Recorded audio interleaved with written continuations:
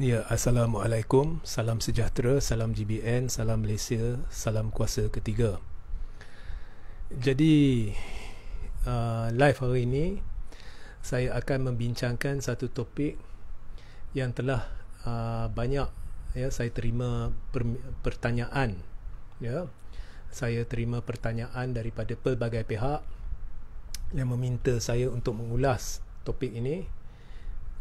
Jadi hari ini saya memutuskannya untuk mengulas isu ini, iaitu pemilihan UMNO. Okey, adakah pemilihan UMNO ni jika dilakukan sebelum PRU15 menguntungkan Tan Sri Muhyiddin Yassin atau Anwar Ibrahim?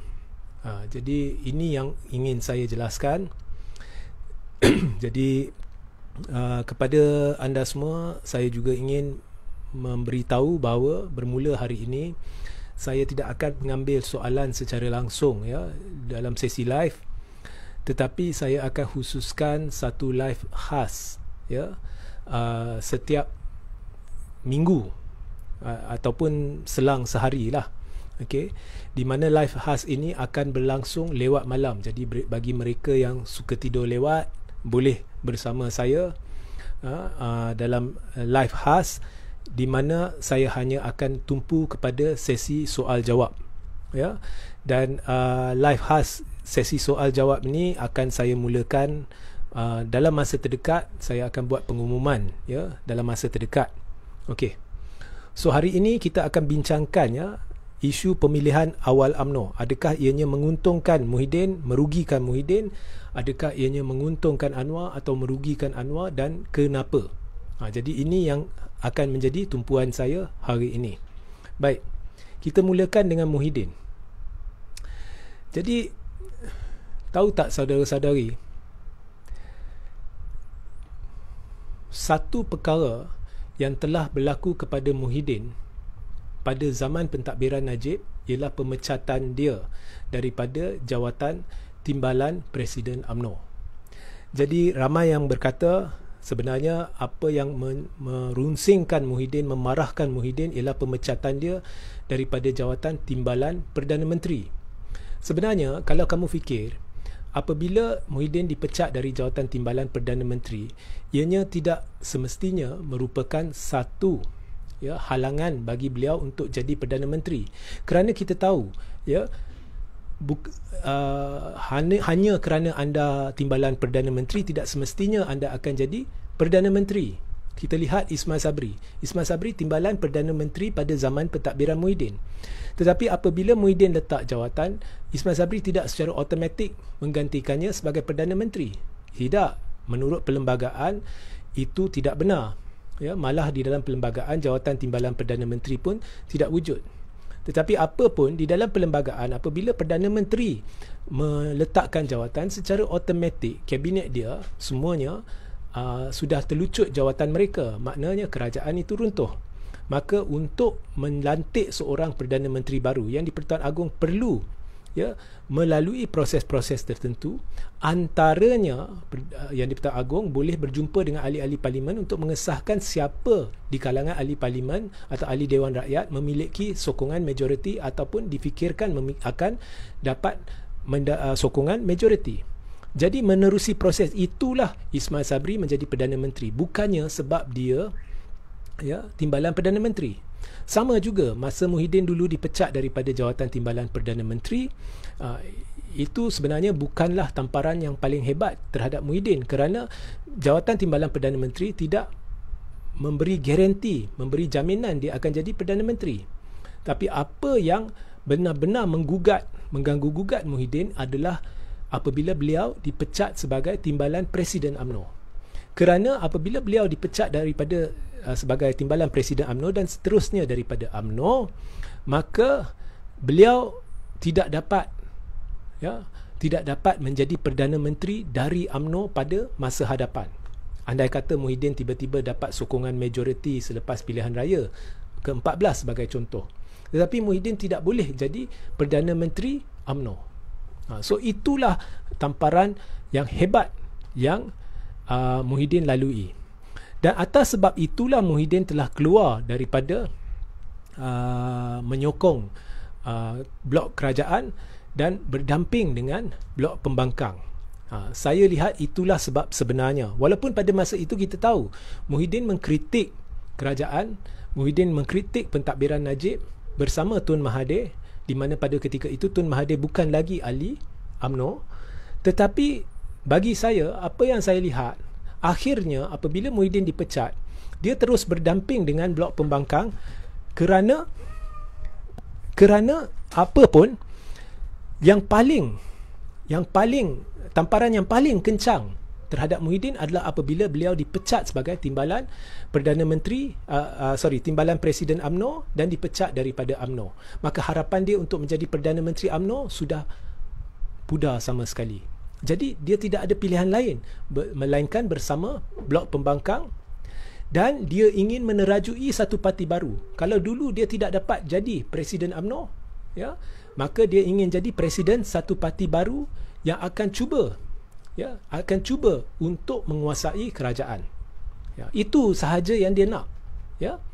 Kemudian kita lihat akhirnya apabila Muhyiddin masuk blok pembangkang dan dia jadi Presiden Bersatu, Muhyiddin tidak dicalonkan sebagai Perdana Menteri. Akhirnya yang dicalonkan sebagai Perdana Menteri adalah pengerusi Bersatu, iaitu Tun Mahathir. Jadi saya lihat ini telah menghampakan Muhyiddin, kerana sekali lagi matlamat dia untuk menjadi Perdana Menteri tidak tercapai. Walaupun dia adalah Presiden satu parti, tetapi yang dicalonkan menjadi Perdana Menteri adalah Mahathir, iaitu pengerusi parti itu. Jadi atas dasar itu, selepas PRU 14, Muhyiddin secara senyap telah menggerakkan individu-individu tertentu untuk melakukan percaturan yang akhirnya menjurus kepada langkah Sheraton. Dan percaturan itu melibatkan kerjasama dengan UMNO. Jadi mengapa Muhyiddin pilih untuk kerjasama dengan UMNO? Mengapa tiba-tiba Muhyiddin bersetuju untuk mendampingi puak kleptokrat kluster mahkamah yang sebenarnya merupakan punca dia dipecat daripada UMNO? Sebabnya mudah. Ya?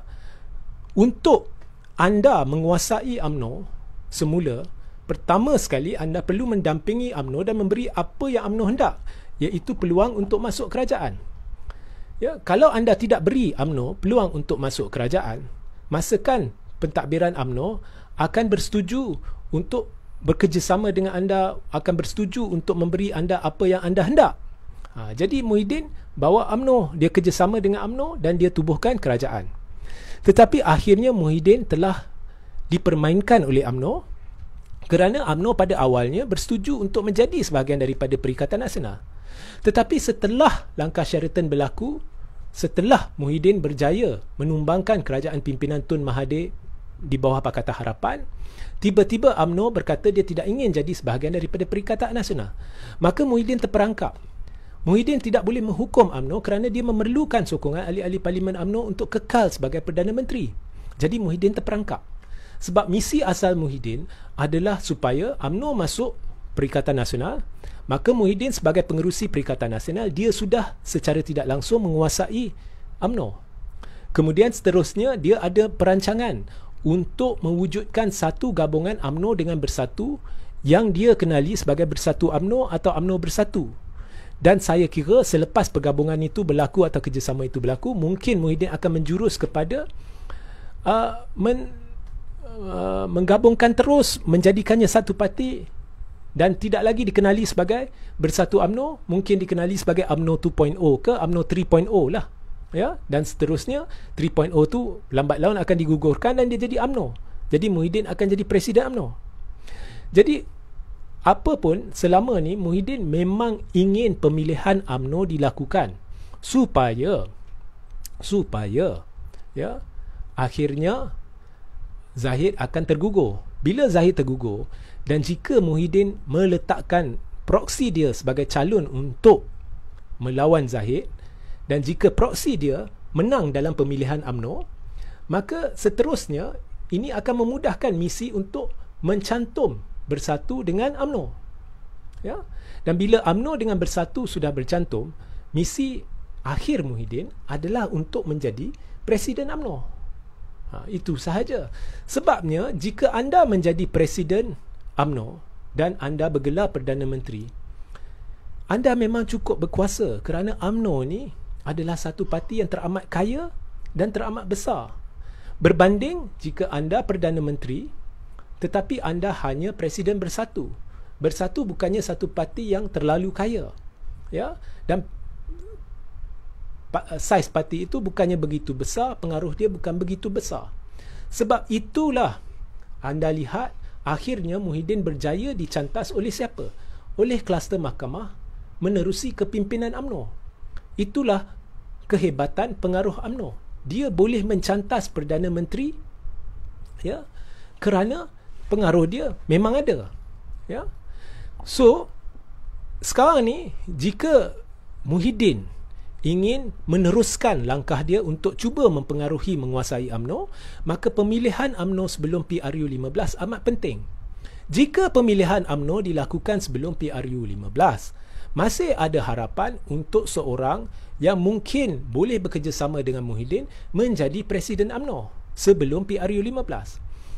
Kerana jika seorang yang boleh bekerjasama dengan Muhyiddin menjadi Presiden UMNO sebelum PRU15, maka ini akan memudahkan untuk Muhyiddin membawa UMNO bekerjasama dengan Bersatu dan PAS ke arah PRU15. Dan juga ini akan memudahkan Muhyiddin untuk mengusulkan supaya UMNO menjadi sebahagian daripada Perikatan Nasional atau membentuk gabungan bersama Bersatu. Dan jika UMNO membentuk gabungan bersama Bersatu, lambat laun Muhyiddin ingin menerajui gabungan itu atau mencantumkan seterusnya kedua-dua parti itu dan menjadi Presiden UMNO. Kerana jika Muhyiddin menjadi Presiden UMNO, dia akan menjadi Perdana Menteri yang cukup hebat. Ya. Jadi untuk Bersatu mendapat manfaat daripada jentera pilihan raya UMNO yang memang kuat, ya, kerana jentera pilihan raya Bersatu ni tak tinggal seberapa, hampir semua dah lari ke arah Pejuang. Jadi untuk mendapat manfaat daripada jentera pilihan raya, untuk mendapat manfaat daripada jentera pilihan raya UMNO, Muhyiddin perlu menyingkirkan Zahid dahulu dan memastikan Presiden UMNO adalah orang yang boleh kerjasama dengan dia. Ya. Dan selepas pilihan raya, Muhyiddin memang ingin menjadi calon Perdana Menteri. Dan lambat laun bila dia jadi Perdana Menteri, andai kata dia berjaya menjadi Perdana Menteri selepas PRU15, andai kata UMNO bersetuju untuk membentuk gabungan dengan Bersatu, lambat laun dia nak menjadi Presiden UMNO baru ataupun UMNO yang tertubuh selepas Bersatu dengan UMNO bercantum. Kerana dia akan menjadi Perdana Menteri yang kuat, kerana dia Presiden sebuah parti yang pengaruh dia besar. Jadi saudara-saudari, bagi saya piala sebenarnya bukannya Perdana Menteri. Memang Muhyiddin ingin jadi Perdana Menteri, tetapi piala sebenarnya adalah jawatan Presiden UMNO. Kerana jika Muhyiddin menjadi Perdana Menteri UMNO selaku Presiden UMNO, ianya akan menjadikan Muhyiddin cukup berpengaruh, cukup kuat. Itu yang dikehendakinya. Bagaimana pula dengan Anwar Ibrahim? Berbeza. Anwar Ibrahim pula, dia kalau kita lihat kem Anwar dengan kem Zahid telah berbincang semenjak sebelum PRU, selepas PRU 14. Ya, kem Anwar dengan kem Zahid telah mengadakan banyak perbincangan selepas PRU 14 dalam usaha rahsia mereka untuk membincangkan kerjasama Pakatan Harapan dengan Barisan Nasional. Jadi untuk kerjasama ini berjaya, anda nak panggil jajaran politik baru ke, anda nak panggil apa ke, semestinya Anwar perlu pastikan Zahid kekal sebagai Presiden UMNO, ya, dan menerajui UMNO masuk PRU15 supaya selepas PRU15 Zahid masih Presiden UMNO. Kerana jika lepas PRU15 Zahid masih Presiden UMNO, maka ada harapan selepas PRU15 bagi Anwar membawa Pakatan Harapan bekerjasama dengan Barisan Nasional untuk memasuki jajaran politik baru dan menubuhkan kerajaan. Jadi jika pemilihan UMNO diadakan sebelum PRU15, maka Zahid akan tercicir atau berkemungkinan tinggi akan tercicir. Jika Zahid tercicir dan Ismail Sabri menjadi Perdana Menteri, maka amat sukar bagi Anwar untuk membincangkan kerjasama dengan Barisan Nasional. Kerana jika Ismail Sabri menerajui UMNO, semestinya Barisan Nasional akan lebih condong ke arah Muhyiddin dan tidak akan sekali-kali bekerjasama dengan Pakatan Harapan. Jadi sebab itu jika pemilihan UMNO diadakan sebelum PRU 15, ianya akan merugikan Anwar. Anwar tahu satu-satunya kemungkinan dia boleh jadi Perdana Menteri ialah jika dia berdamping dengan kluster mahkamah. Jika tidak, kalau Anwar cuba menghala ke arah Blok Alternatif, Tun Mahathir dan sebagainya, Anwar tahu dia tidak ada peluang untuk menjadi Perdana Menteri. Jadi dia hanya ada satu jalan, iaitu berdamping dengan kluster mahkamah. Tetapi sekarang di dalam PKR, Anwar ada ancaman.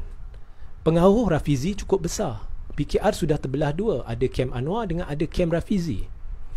Jadi saya lihat Anwar akan bersetuju untuk bekerjasama dengan kluster mahkamah selepas PRU 15 untuk memastikan kerjasama ahli-ahli parlimen Pakatan Harapan dengan ahli-ahli parlimen Barisan Nasional ke arah jajaran politik baru.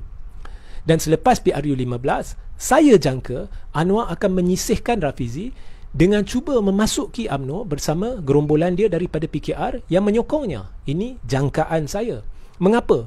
Sebab andai kata selepas PRU 15 Anwar dan Zahid masuk perjanjian, okey, setuju, kami akan tubuh kerajaan bersama, Zahid jadi Presiden, Perdana Menteri 2,5 tahun, kemudian saya jadi Perdana Menteri 2,5 tahun. Anwar tahu Zahid boleh memungkiri janji sebab Zahid terkenal dengan memungkiri janji. Jadi kalau saya Anwar, saya akan meminta satu perkara tambahan, iaitu bukan hanya kita bersetuju bahawa anda Zahid jadi Perdana Menteri untuk 2,5 tahun, kemudian saya ambil alih. Saya juga hendak kamu, iaitu Zahid, bersetuju untuk menyerap saya dan orang-orang saya dari PKR masuk ke dalam UMNO dan kita sisihkan kem Rafizi. Dengan cara itu saya akan masuk UMNO dan saya perlu diberi jawatan tinggi di dalam UMNO, supaya jika Zahid cuba memungkiri janji peralihan kuasa kepada Anwar, Anwar boleh mengganggu-gugat kedudukan Zahid dari dalam UMNO menerusi pemilihan UMNO yang seterusnya. Ya, jadi itulah yang saya lihat hala tuju Anwar. Itu pandangan saya. Kalau saya Anwar, itulah yang saya akan lakukan. Dan saya juga pernah dipahamkan oleh beberapa pihak, memang Anwar ada impian untuk kembali kepada UMNO. Lebih-lebih lagi bila sudah wujud Rafizi dan ancaman yang dibawa oleh Rafizi terhadap kedudukan dia, masa depan dia dalam PKR. Dan Anwar tahu PKR ini sudah tidak diterima rakyat. Jadi itulah, kalau saya Anwar, itulah hala tuju saya, ya, iaitu untuk masuki UMNO selepas PRU 15. Dan kalau anda lihat, ada orang kata semalam bila Kit Siang kata kalau Najib berani menyelar kleptokrat, maka Kit Siang akan setuju kerjasama dengan dia. Ada orang kata Kit Siang hanya sedang menyindir Najib secara tidak langsung. Saya tidak percaya. Saya sebenarnya lihat Kit Siang sedang meletakkan tapak-tapak asas untuk kemungkinan kerjasama esok dengan kleptokrat. Kerana esok jika Najib tiba-tiba kata saya menentang kleptokrat, Kit Siang ada alasan, oh kita boleh kerjasama dengan Najib kerana Najib dah penuhi syarat. Tetapi saya dah jelaskan, itu adalah syarat yang cukup bodoh, kerana ianya sama dengan seorang pencuri. Saya kata orang tu mencuri, tetapi saya tidak perlu orang tu mengaku dia mencuri. Saya cuma kata saya sanggup maafkan orang tu jika dia mengisytiharkan bahawa dia benci pencuri. Maka semestinya pencuri itu akan kata saya benci pencuri. Adakah itu bermakna kita akan terus memaafkan pencuri itu? So samalah, Kit Siang ni is not making sense. Saya lihat ada rancangan jajaran politik baru selepas PRU 15 dan saya berpendapat Anwar menjurus ke arah menjadi semula ahli UMNO dengan kedudukan selepas PRU 15 sebagai syarat jika Zahid ingin masuk kerjasama dengan Pakatan Harapan, dan mereka akan cuba sisihkan Rafizi. Kalau kita lihat masa silam Anwar sama dengan Muhyiddin, dia juga dipecat dari jawatan timbalan Presiden UMNO. Jadi mereka yang dipecat daripada jawatan timbalan Presiden UMNO, saya lihat mereka akan menjurus ke arah cuba menguasai semula UMNO. Ya, itu saya yakin. Ya, UMNO ni aset dia cukup besar, jentera dia cukup besar, aset dia berbilion-bilion ringgit yang dipegang oleh proksi tertentu. Ya. Jadi cuma bezanya Muhyiddin dia perlukan pemilihan UMNO sebelum PRU 15 dan Anwar memerlukan pemilihan UMNO berlaku selepas PRU 15. Bagaimana dengan Ismail Sabri? Kita sudah tahu Ismail Sabri semestinya perlukan pemilihan UMNO sebelum PRU 15 kerana Ismail Sabri perlu memikirkan masa depan dia. Jika dia tidak menjadi calon dia tidak memastikan pemilihan UMNO berlaku sebelum PRU 15, dia tidak ada peluang untuk mencantas Zahid untuk bertanding jawatan presiden. Jika Ismail Sabri tidak ada peluang itu, maka jika Zahid menerajui UMNO masuk ke dalam PRU 15, ada kemungkinan Ismail Sabri akan disisihkan, dicicirkan, tidak akan dicalonkan untuk bertanding mana-mana kerusi. Jangan cerita calon Perdana Menteri. So itu sahaja pencerahan saya sehari ini, dan bermula esok siaran-siaran live harian di Facebook akan bermula 8 atau 8.30 malam, diikuti dengan siaran di YouTube 9 malam, dan saya ada saluran TikTok yang baru, nama dia sama. Semua saluran saya adalah Regi J. Siritaudin, jadi pastikan anda beri sokongan kepada saluran TikTok saya dan juga sertai saluran Telegram saya iaitu Regi J. Siritaudin. Sehingga kita berjumpa di lain masa. Assalamualaikum, salam sejahtera, salam GBN, salam Malaysia dan salam kuasa ketiga.